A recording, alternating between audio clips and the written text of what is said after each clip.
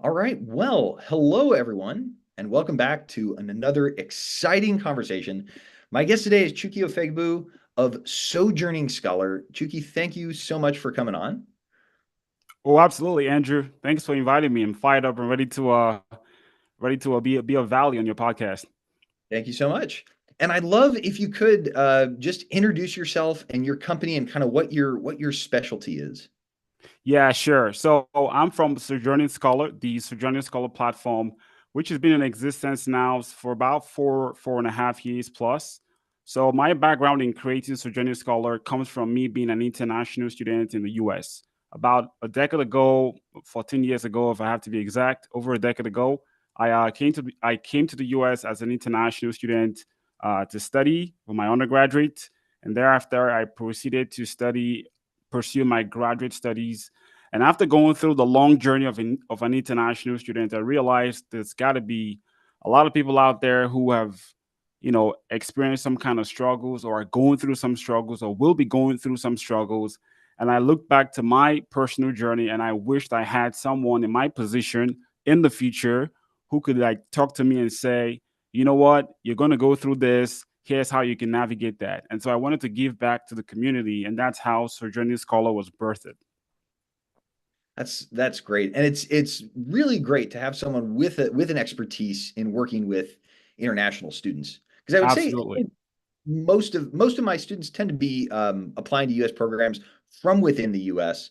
But certainly when I work with international students, there's a whole other can of worms that they have to navigate, and it's nice to have someone with your expertise to. Exactly. Exactly. Yeah, it's a very different journey altogether. There's very little similarities between what going to school as a domestic student is compared to what it is going to school as an international student in the US in particular. And it's not much, I wouldn't say the US just to be specific, but if you go into Canada or any other country, the laws are designed differently for you being a foreigner, and you have to navigate that entire journey differently, especially if you want to be successful.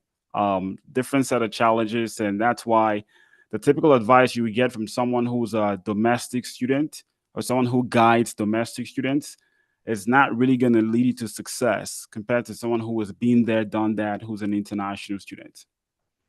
That makes perfect sense. So maybe we could like kind of use a model student as an example. Someone comes to you and says, I have decided that I want to go to, X MBA program in the United States. What are the fundamental requirements that they need? So talking about standardized testing and letters of recommendation and putting together a package that stands out to an American admissions committee. Exactly. I think the first thing you want to decide for yourself if you're embarking on a journey to pursue graduate school like an MBA in the US, before you start worrying about admissions, the reality is ask yourself, you're about to make a huge investment, and are you ready to make sure that you're going to get a huge return on this investment? Now, whether your study abroad is going to be funded completely by somebody else, you're still making a huge investment of time. You're making a huge investment of what I like to call social capital that you're going to trade to study in a foreign country. So there are so many intangible things outside of money that you're going to give up to pursue this education. And beginning your journey, that's the first thing you really want to have clarity on. Okay. So once you get that out the way, now you want to start worrying about your school selection and how you want to get admitted into the best schools. You want to be thinking about not just the education you're getting, but how are you going to use that education when you're done? So, in deciding where you want to go to school and looking at the programs you want to pursue for your MBA, those are some of the thoughts you really want to have clarity on. So, once you're past that stage and you're ready to pick your schools, now we can have a discussion of how can we make you the best candidate for admission. And so you're looking at things like your standardized test. And I know in this current climate where we are in the US educational system, there are some schools that are going to require you to provide standardized tests, either the GRE or the GMAT. And there are some schools who might make that to be an option. So it's up to you to maximize any opportunities you have to ensure you're a top candidate. And that's where working with somebody like Andrew and making sure your AC or GRE scores is going to be of utmost priority. And then after that, you want to look at things like your recommendation letters, of which when you pursue an MBA, that recommendation letter needs to be balanced. It needs to show a diverse selections of people writing your letters. You want to have people who comment on your professional abilities, as well as those who can comment on your academic abilities. So that's where things start to separate themselves between an MBA candidate and someone who's just applying to a traditional master's degree or a traditional PhD. Is that the diversity of a recommendation letters will have some more professional side of it, as well as the academic side. So that's the letters of recommendation. Obviously, your GPA in college will be of importance, and you're looking to, at best, when you convert to the US scale, you want to have at least a 3.0 or B average to make yourself look competitive for a lot of MBA programs. So that's the admission side and the things you can start doing early to get yourself ready to put together a strong application for an MBA. Very, very interesting. Thank you. Now that kind of leads me to a follow-up question is, what are sort of the inherent advantages and disadvantages you might have applying as a foreign student? And like for me, I'll just say, and I love my country. I love America, but like math, we don't teach, I think, as well as the rest of the world.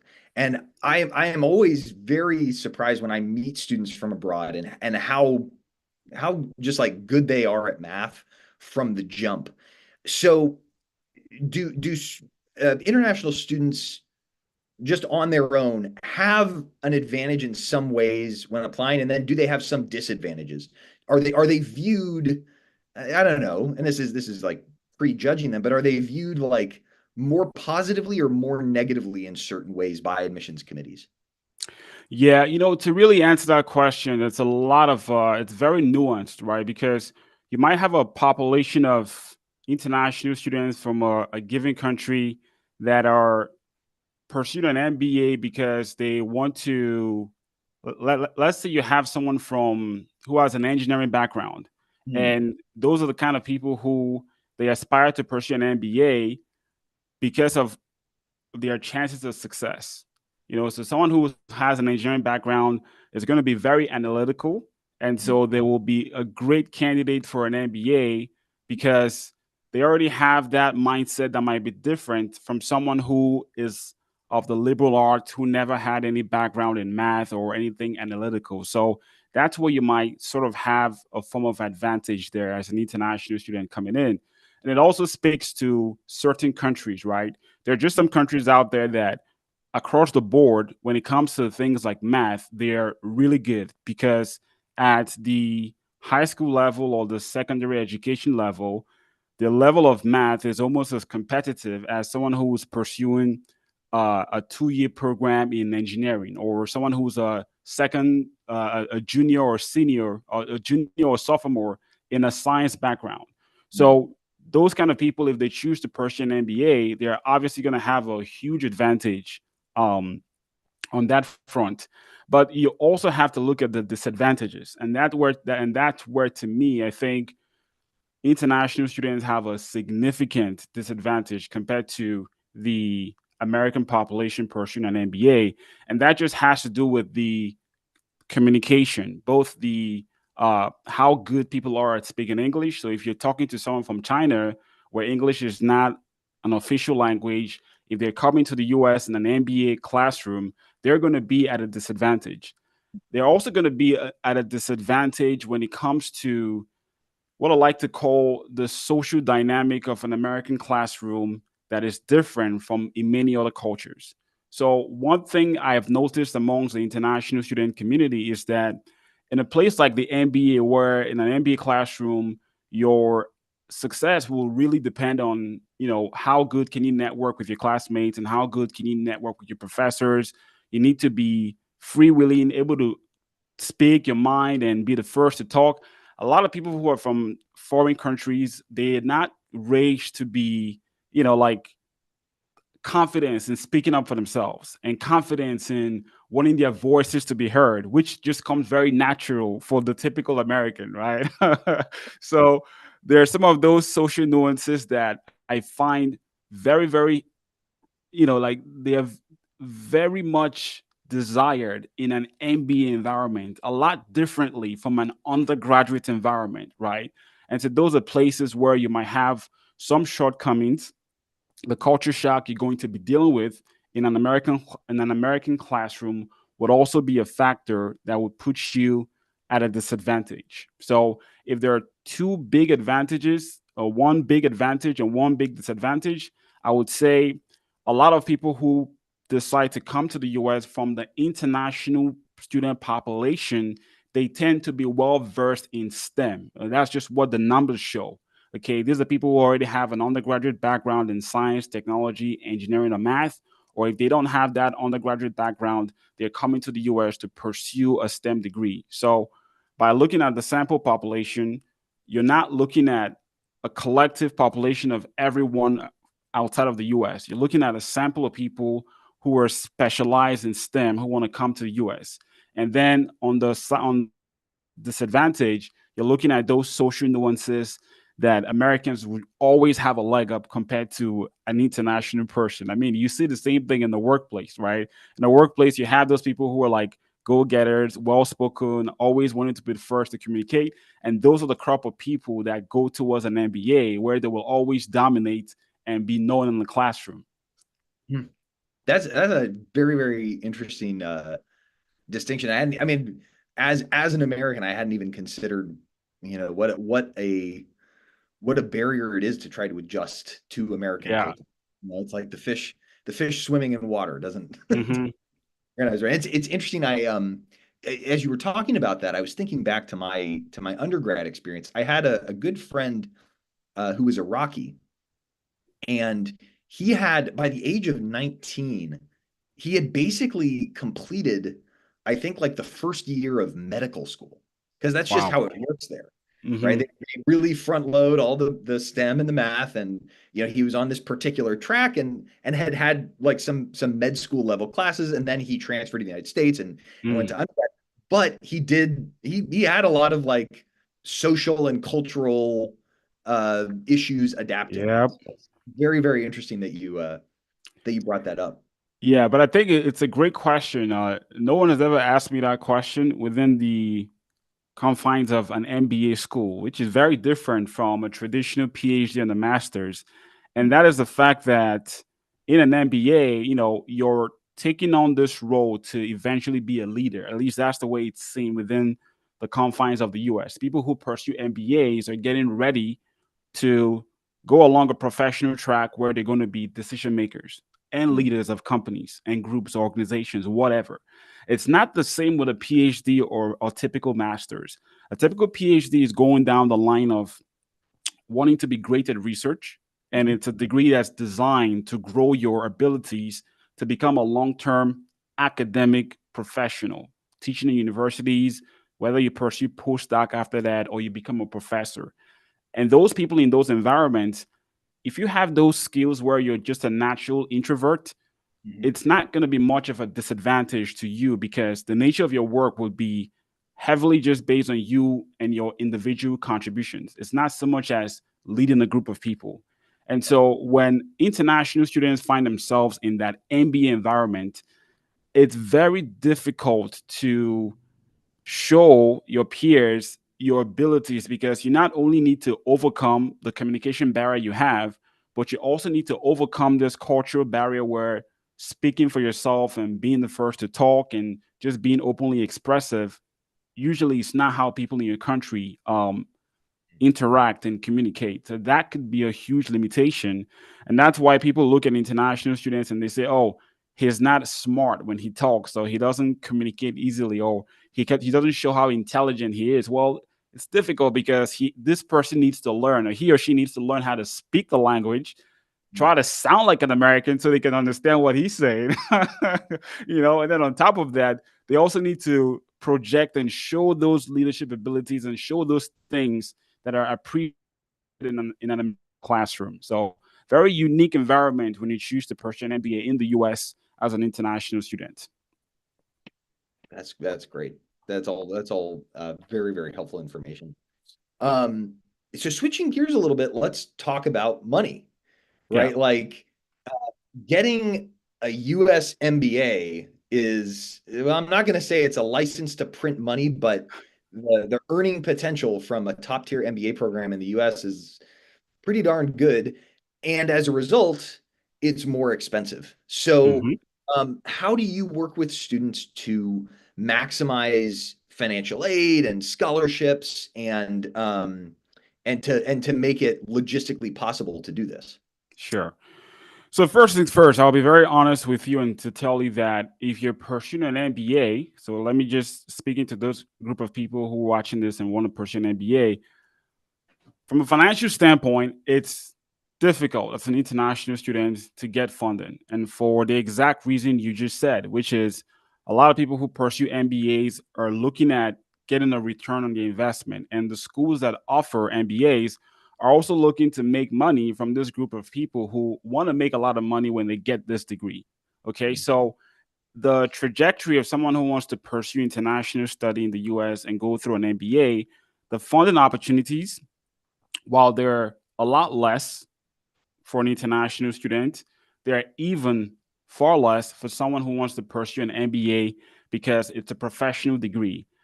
A lot of international students who choose to go to grad school and let's say they go after a PhD or a master's, they're going to be engaged in research work. And as research workers on university campuses, you're seen as an employee. You're seen as someone who can provide labor, and let me actually call that cheap labor to the university. Okay. So there are more avenues for you to get funding through assistantships, or sometimes you even get fundings directly that can cover your entire study through a fellowship. These opportunities are not known within the professional track of an MBA. And so for most MBA programs, if they do offer you some type of a funding opportunity, it'll be a scholarship. And it's very rare for that scholarship to be comprehensive, where it covers your entire cost of study and also covers other things like your living expenses and accommodation and those other benefits that someone who's pursuing an MBA or someone who's pursuing a master's, sorry, or PhD could get. Hmm. So that's one of the things you really want to make sure when you're applying for an MBA, even though you're applying to a school where the GMAT or the GRE might be optional, you want to max out your opportunities there, and just ensure that if anyone is going to be getting funding, this limited funding for an MBA, that you're the one who's selected for that. You're looking at other places like your essays, or when you write your MBA essays or any other personal statements you're writing to your MBA program. You also want to make sure you're painting yourself to be a great candidate for those opportunities, which are very limited as an MBA. Now, one of the things you're also looking at is when you're pursuing an MBA in the US and you're investing, in many cases, upwards of $50,000 a year, if not even more than that, for some universities. You're also thinking about how can you get the most from this degree in the US, and that's where you have to look at wherever you're going to school, wherever the environment is in the US, how can you get job opportunities in the US that are going to pay you in dollars? Because unless you happen to be coming from countries like the UK, Australia, or Canada, for example, as an international student, your earning potential will most likely never be as high as it is in the US if you're going to a country like India or going to a country like my home country, Nigeria, when you're done with your MBA. So if you've invested hundreds of thousands of dollars of your money to pursue this MBA degree, it's going to take a very long time if your earning capacity is not going to be in dollars. So when you're choosing an MBA, I'll give you some pro tips here. You might want to pursue what's called a STEM MBA, okay? And a STEM MBA are MBAs that have a part of the curriculum, a part of the coursework in the MBA has some elements of data analytics. So they have some elements of math in there. The benefit of a STEM MBA is that when you're done with your degree as an international student, you can be allowed to work in the US for up to 3 years through what's called a STEM OPT, which is different from someone who pursues a traditional MBA that doesn't have that STEM tag on it. Because if you pursue a traditional MBA that's not a STEM MBA, you're only going to be able to work in the US for 1 year on your F1 visa. So your F1 visa, which is the visa most international students come to the US for an MBA will only give you 1 year of work experience or 1 year of work authorization. But if you pursue that STEM MBA I just talked about, and you make sure the schools you apply to have that STEM MBA tag on the MBA, then you can work in the US for up to 3 years. And this goes back to what I started talking about in this podcast, which is how are you setting up yourself to get the most return on your investment? So, with 3 years of you working in the US, you start to unlock more opportunities for you to stay in the US long term if that's what you want to do. You stand to unlock more opportunities the longer you're in the US working and finding your way into the US, a long-term career in the US. The more time you have after school on that OPT, if it's STEM OPT, the better your chances of finding those long-term career opportunities that can have you working in the US for years after you're done with your MBA. Well, that's extremely practical advice. And I'd say like if this conversation yields nothing else, like that alone is incredibly helpful. Out of curiosity though, does that Yeah. mean like when you say a STEM MBA, is it like this this particular school's MBA is designated as STEM, or is like within a school like, oh, I did the STEM track of this Yes. Exactly. So with some MBA programs would have that traditional MBA path, and some will also have a component of the MBA degree that has the STEM tag on it. It MBA? simply just comes down to marketing. So a lot of schools that offer these STEM MBAs, they know that they want to make themselves as sexy and enticing for the international population who they're going to get a lot of money from, okay? Because they want to make money. Schools want to make money. And when they pass out these MBA degrees, they know they're going to be getting international students paying. If it's a public school, you're paying 3 times or up to 4 times, let me say up to 3 times what the in-state person is paying who's attending the same MBA. So schools are out there to get money from international students when it comes to the MBA. So how do they make themselves more attractive? Well, they advertise to the international student population that, well, if you take this STEM MBA, you can stay back in the US and work up to 3 years. So you could also take advantage of that as well. Is if you know you want to stay in the US long term, then maybe taking a class in data analytics or finding some kind of a course you took during your 1 or 2 years in your MBA program that could help you get that STEM MBA tag. It might be wise to pursue that track and make sure you're setting yourself up for success when you're done with your MBA. Yeah. Yeah, that makes a lot of sense. I don't know. Now that you mention that, I don't know why anyone wouldn't, why any I international want to take that. go for the Exactly. yeah, right? Like take a calculus class or Yep. whatever the requirements are. Yeah. So one more question about money. I'm curious to know about like loans. So Yes. I'm guessing international students don't qualify for US backed loans. Do they have to get financing from banks in their own country, or can you go to a US bank? How does that generally work if you're Sure. borrowing Sure. CAs internationally? Exactly. So I think just to go back a little bit and be more holistic in this conversation of funding. So if you're pursuing an MBA, let's see, where do you start from? Well, the first place you can start is always going to be in your home country. So exhaust whatever opportunities you can find.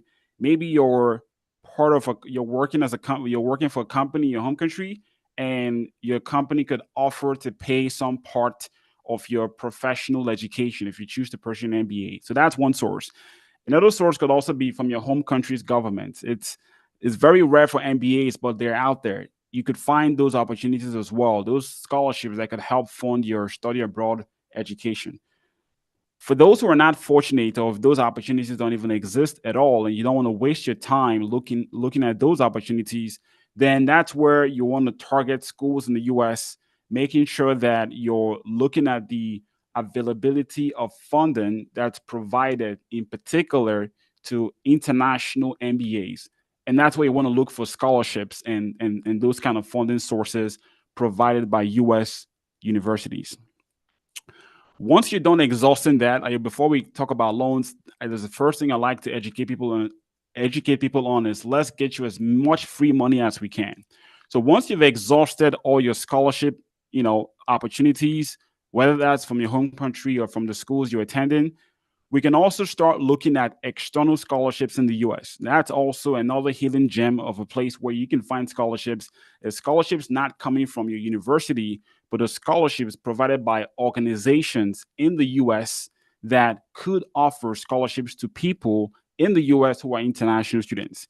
So once you're done with all your free funding sources, now we can take a look at loans. Now, loans are very interesting here in the US because one of the requirements, that lenders want to see is your credit worthiness. How worthy are you to receive $50,000 in a loan? And if you're an international student, you are at a disadvantage because most likely you're an international student. You don't have a U.S. residency. You don't have a U.S. passport. You're not a U.S. citizen. So you're seen as high risk because if I lend you $50,000 today, tomorrow morning you might be on the first thing smoking back to your home country. Okay, so what lenders try to do to reduce the risk when they work with international students is they would say, well, I'm going to give you a loan only if you can provide me with a US based co-signer, which is a very tough cookie to crack because if you're an international student, more than likely you may not have a family member or friend who is going to be willing to put their name down that if you don't pay $50,000 in this loan, they're going to come for me. So yes, it's an option you can pursue, but I think very few international students would be successful in finding someone who can stand to provide them as a backup on a loan application. So your last resource will be to look for companies, and there are some out there which I'm not going to give any plug, but there are those companies out there who tend to take a different route where they cater towards international students in that position who don't have a co-signer. But the downside with those companies is that, with those lenders, is that the interest rates are exorbitantly high. They're close to 20%, which is insane to think about. And so your choices for loans in the US are going to be very limited if you don't have a cosigner and if you are an international student. Now, I would also throw in there that there are some MBA programs in the US that understand this pain point international students face from a loan standpoint. And if you can get into their MBA programs, they could also provide you as an international student, especially a financial package that has a loan component. So those schools are out there, but I would say they're few and far between. An example school I will mention is MIT has an MBA program that they offer a loan package to international students who are looking to pursue an MBA. That is I could talk about this all day. I mean, like this is Yeah. fascinating. And I'll just say, like, that really is, I would say, a vote of confidence in your own program if you are willing to lend students money. Mm-hmm. Like, Oh yeah. you think that they'll earn enough to pay it back, and B, you think that they won't, like you said, take the money and run. Yeah. Um, Yeah.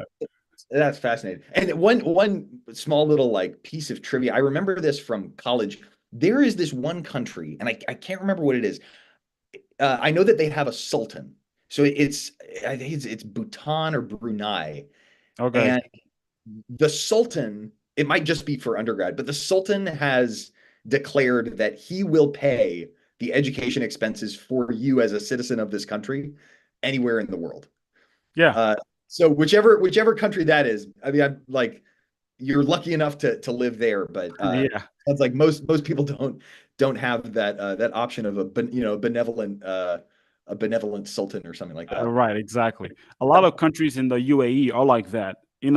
In my college, I went to the Ohio State University, and we had an international student program specifically tailored by the Ohio State University for the government of Saudi Arabia, Hmm. where anyone who's a Saudi Arabian citizen, so not just people who live in Saudi Arabia, but you have to be native Saudi, so not just someone who maybe immigrated to Saudi Arabia and gained citizenship. You need to be like of descendant of somebody in Saudi Arabia, and if you're of age, teenage age, and you want to pursue study abroad, the Saudi government has certain schools around the U.S., the Ohio State University being one of them, where your entire cost of attendance is covered by the Saudi government.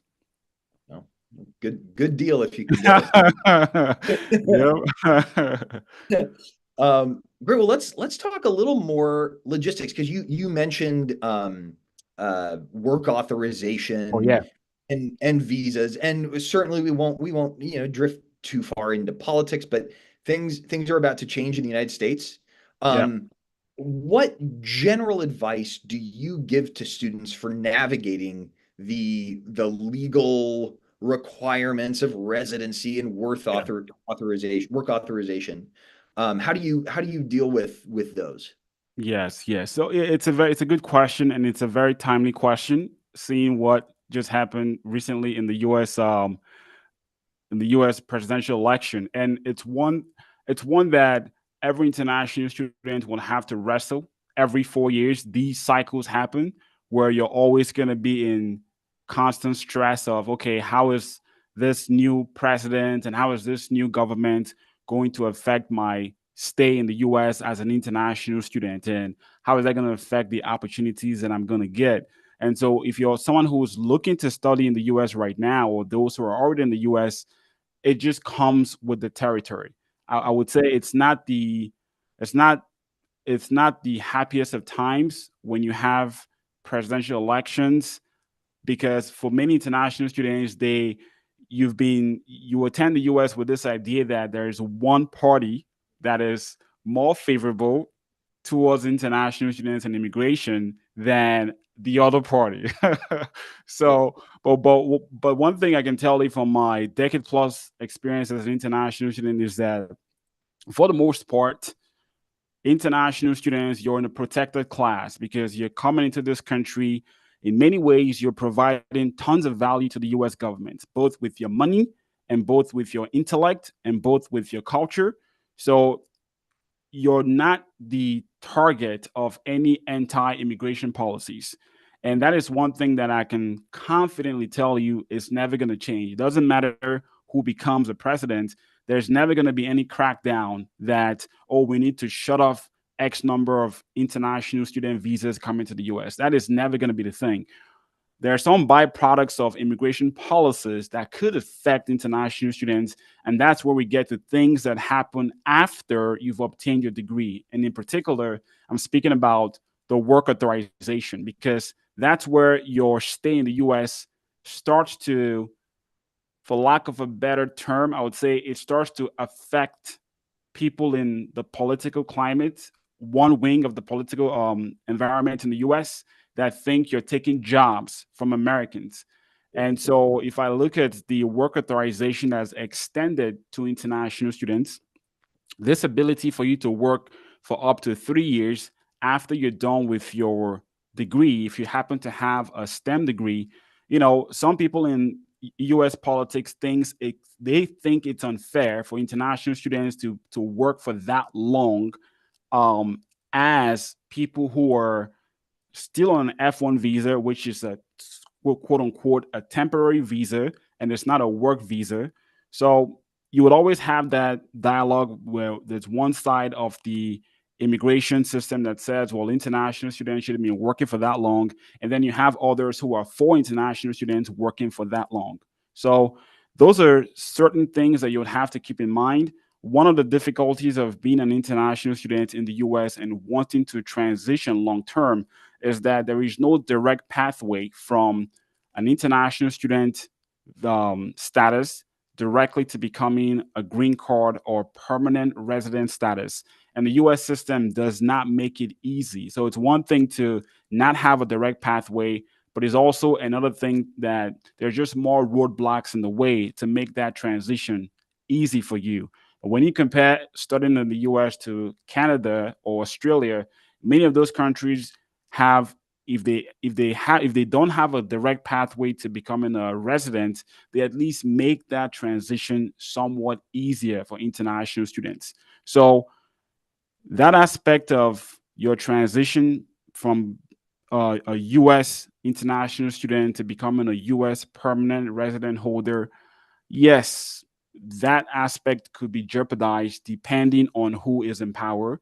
Those decisions that are made on your long term immigration could be affected depending on who is in power. That's good to know. And I mean I'll just say like I guess is a little bit of me injecting my opinion here. I think the more the merrier, especially if we're talking about, high achieving people who want to come study in the US. And I do take pride, I would say, in helping people like do well on tests Yeah. to come study in the US. And I hope that continues. Again, not to get too political, Right, uh, right. but Yeah, anyway, but no, I yeah, think it's a great point that if your worries are, oh, would that be a crackdown on the number of international students coming to the US? I would tell you in my decade plus experience that is very, very, very unlikely to happen. Now we've had some circumstances in the past where the international student population was affected because of a country specific country ban that was placed. There was like a travel. I think in 2017, the Trump administration had put travel ban on certain countries from coming into the U.S. And that only lasted for like I think like a few weeks or maybe up to a month maximum. But other than that, there's nothing that should affect your international status because you're coming into the country the right way, which is the legal way. You're obtaining a temporary visa to come study in the U.S. under the assumption that when you're done with your program, you're going to go back to your home country. That's the basis of being approved for a temporary visa. Now, when you get into the country and down the line, yeah, you're free to change your mind to say you want to stay in the US and work long term, but there are legal avenues for you to do that. And as long as you're following the legal ways that have been set in place, you're the people that America wants. I mean, you can take somebody like Elon Musk. He was an F1 international student back in the 90s, and Elon took the legal pathways to become, he founded companies, and through that process, he most likely got his green card through some startup backing him and filing for a specialty visa for him. And then through that, he got his green card and eventually became a US citizen and to where he is today. So, if you say, okay, no more international students coming to the US, well, you're not going to have people like Elon Musk. You're not going to have the Collison brothers, the founders of Stripe. They were international students. There's a whole lot of great people in the US who contribute heavily to the US economy who had that experience as immigrants of international students or who were international students themselves. So that is one thing I can confidently tell you it's never going to change regardless of who is in power. But I won't sit here and say that your life is going to get easier if people who are anti-immigration are in power, and they might do things to make sure that your transition from an international student to a green card holder, which is already difficult on its own in the US, those things are not, I would be very surprised to see those things improve in the current or the coming the coming power to be. sure. Sure. That's good to know. Let me see I had a list of topics here. Oh yeah, so maybe some general do's and don'ts. And I've talked to other admissions advisors before, and the way that I put this, there's this magazine that was for kids when I was a kid called Highlights Magazine. Yeah. And at the back of Highlights Magazines, there was this little cartoon, and it was called Goofus and Gallant. And the idea was like Goofus always did everything wrong and Gallant always did everything right. So, like when they went on a picnic, Goofus would like litter and Gallant would pick it up. If we could apply that to international students applying to MBA programs in the United States, what are sort of like I'll call them the self-owned behaviors, the things that people do that really undermine their chances? And then what are more best practices? Absolutely. So best practices, number one, it's all about how are you going to be painting your story. you are an international student coming to the US, you have a diverse background of bringing something different compared to your American counterparts.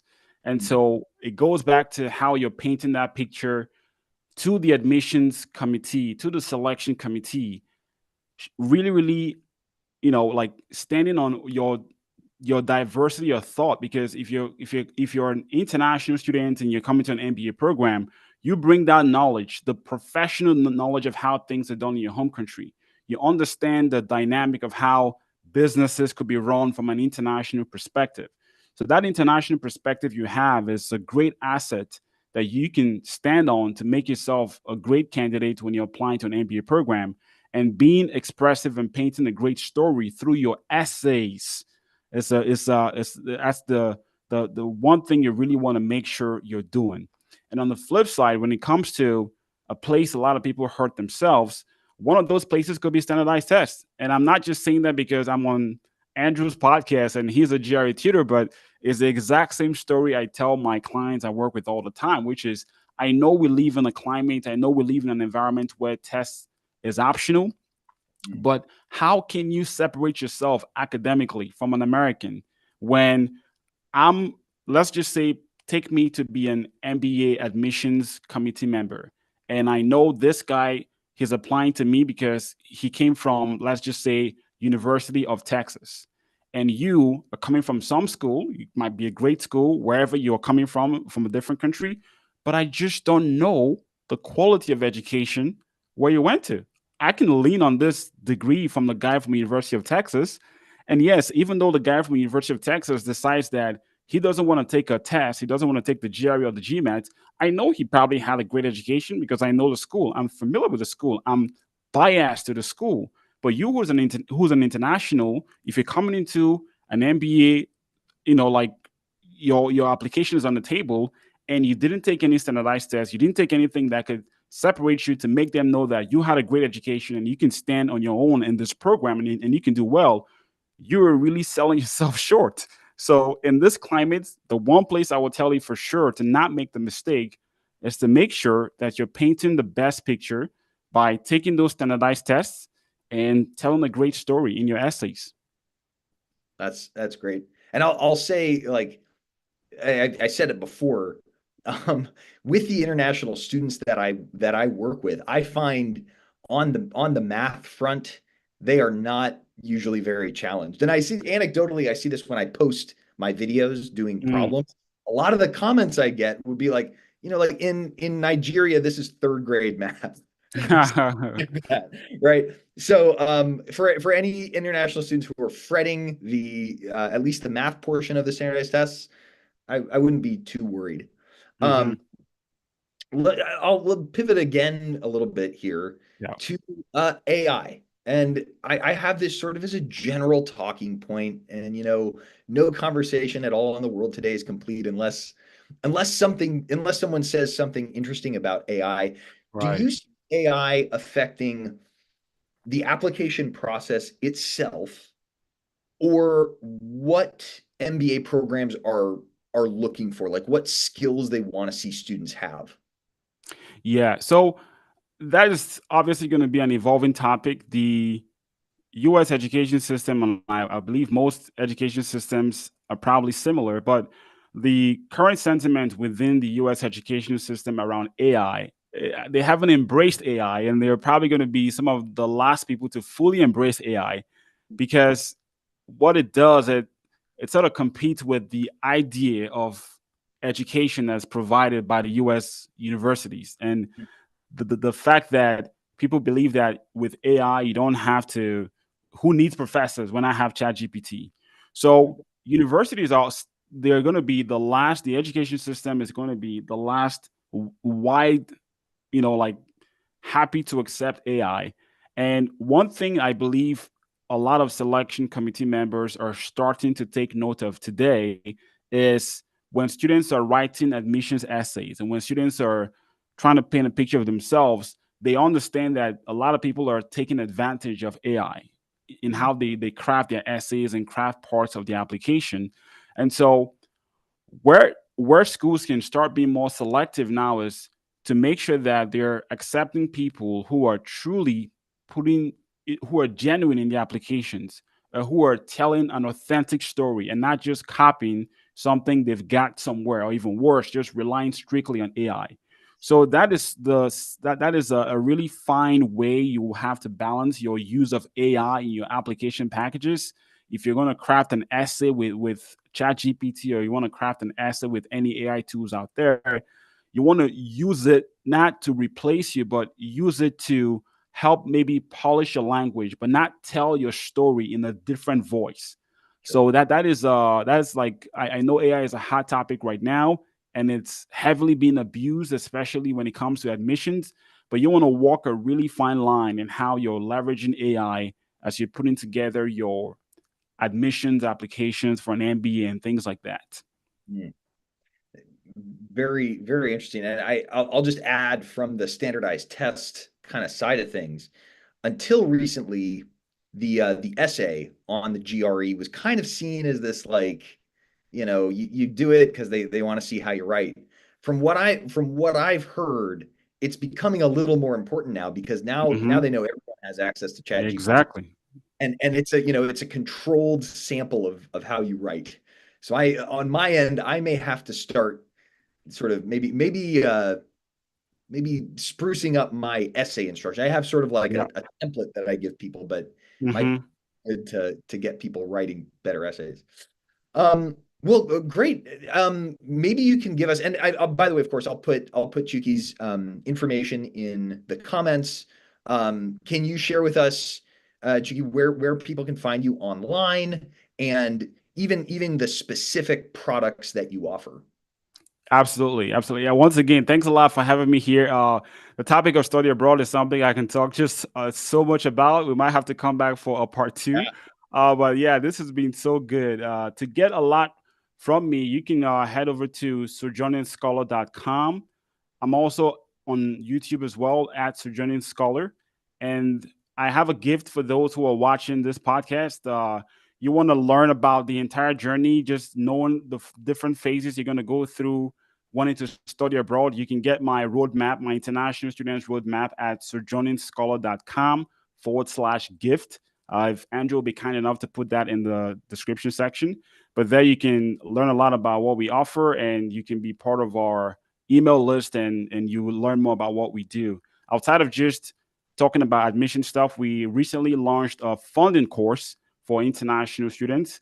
It's a holistic course that could help you whether you're pursuing an MBA, you're pursuing a PhD or master's degree, or even an undergraduate degree to secure funding as an international student. Fantastic. Well, Chuky, I can't thank you enough for your expertise, for giving your time to come on and share it all with us. And I know this is going to be helpful for all of my international students. So thank you again so much. Absolutely, man. All right.